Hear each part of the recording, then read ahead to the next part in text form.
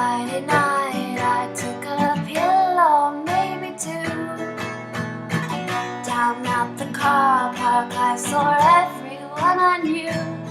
And before the night had started, we had planned to crash the party. Just a place that someone knew, a local house belonging to a gangster's crew. And at the door they shone a light into my face. I must admit I felt a little out of place, but I made my way inside, past 1,000 crazy eyes.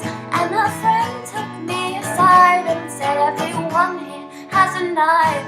I've seen it all, I've seen it all. Now I swear to God I've seen it all, and nothing shocks me anymore after tonight.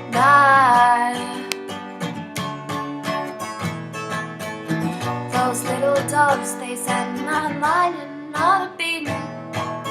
To say I felt weird really doesn't need repeating.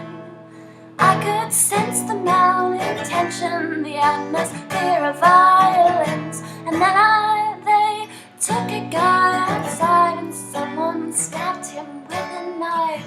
I've seen it all, I've seen it all. Now I swear to God I've seen it all, and nothing shocks me anymore after tonight.